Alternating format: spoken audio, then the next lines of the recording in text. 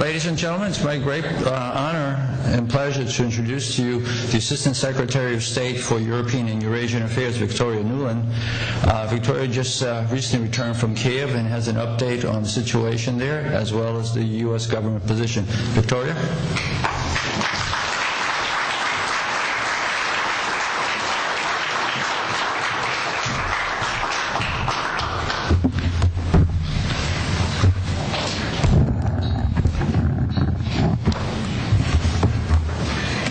Well, thank you, Roman. Thank you, ladies and gentlemen. Thank you for being here and for your continued support for the U.S.-Ukraine relationship. And thank you for the invitation to speak to you today. Still jet-lagged from my third trip in 5 weeks to Ukraine and my days in Kyiv earlier this week. I don't have to tell this crowd that these are historic and challenging times for the people of Ukraine, for the Ukrainian-American relationship, and for people everywhere who care about the future of that great country. The world is watching the drama that is unfolding in the center of Kyiv. The Euromaidan movement has come to embody the principles and values that are the cornerstones for all free democracies. What began on November 24th as a protest against President Yanukovych's decision to pause on the route to Europe has become much deeper and bigger.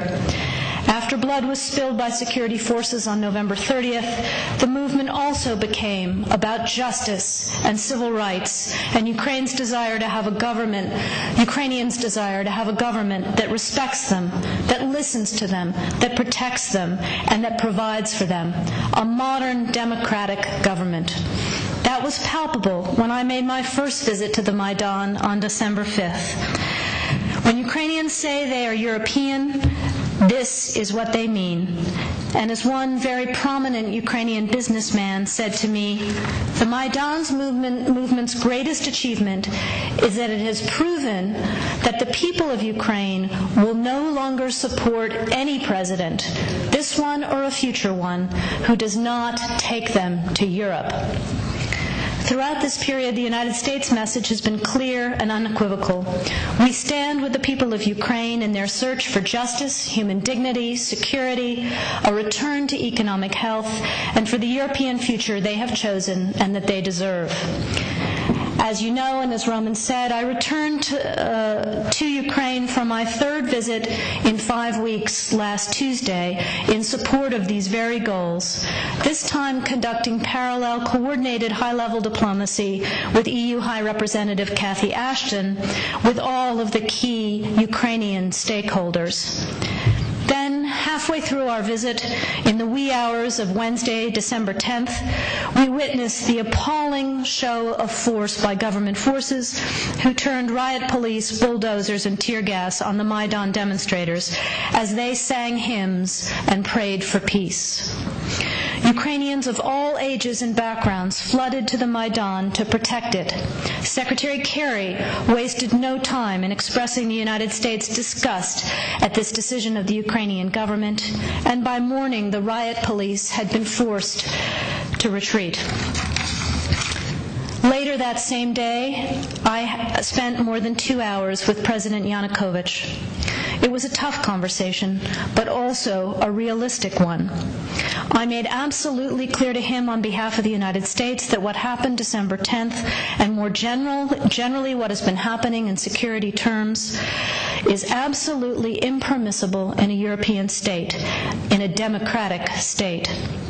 But I also made clear that the United States believes there is a way out for Ukraine, that it is still possible to save Ukraine's European future, and that is where we wanted to see the President lead his country. And that was going to require immediate steps to de-escalate the security situation and immediate political steps to end the crisis and get Ukraine back into a conversation with Europe and with the International Monetary Fund. As you all know, and as I'm sure you just heard from Anders and other colleagues, Ukraine's economy is in a dire state, having been in recession for more than a year and with less than 3 months' worth of foreign currency reserves in place. The reforms that the IMF insists on are necessary for the long-term economic health of the country. A new deal with the IMF would also send a positive signal to private markets and would increase foreign direct investment that is so urgently needed in Ukraine. Signing the association agreement with the EU would also put Ukraine on a path to strengthening the sort of stable and predictable business environment that investors require.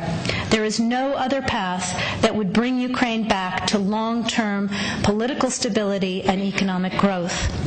We also commend the EU for leaving the door open on the association agreement and for continuing to work with the Ukrainian government on a way forward. The Ukrainian parliament has already passed some 18 separate pieces of required legislation in advance of the Eastern Partnership Summit in Vilnius. Although that was a missed opportunity, it would be a huge shame to see 5 years' worth of work and preparation go to waste if the AA is not signed in the near future. So it is time to finish the job. As Vice President Biden said in remarks last night, President Yanukovych has a choice. He can choose the path that leads to division and isolation, or he can take a leap and take immediate, tangible steps to defuse his country's crisis and start a genuine dialogue with the opposition and agree on a path that returns Ukraine to economic and political health. While these are challenging times in many ways, we also can't lose sight of the fact that this is a time for great optimism as well. You only have to be on the Maidan to feel the energy, to feel the hope of Ukrainians coursing through the center of Kyiv and across the country. People are engaging because they know they have a stake in the future of their country. We see energy, we see optimism that simply didn't exist in Ukraine 20 years ago. People are of all ages, of all classes, of all walks of life, are taking ownership of their future and coming out into the streets to demand a European future. They're doing so peacefully, with great courage, and with enormous personal restraint. Since Ukraine's independence in 1991, the United States has supported Ukrainians as they build democratic skills and institutions, as they promote civic participation and good governance, all of which are preconditions for Ukraine to achieve its European aspirations. We've invested over $5 billion to assist Ukraine in these and other goals that will ensure a secure and prosperous and democratic Ukraine. Today, there are senior officials in the Ukrainian government, in the business community, as well as in the opposition, civil society, and the religious community who believe in this democratic and European future for their country. And they've been working hard to move their country and their president in the right direction. We urge the government, we urge the president to listen to these voices, to listen to the Ukrainian people, to listen to the Euromaidan, and take Ukraine forward. The support of the people in this room is absolutely essential. We thank you for all you are doing. We thank you for your partnership all these years, and we look forward to continuing to stand shoulder to shoulder with you as we take Ukraine into the future that it deserves. Thank you very much for the time today.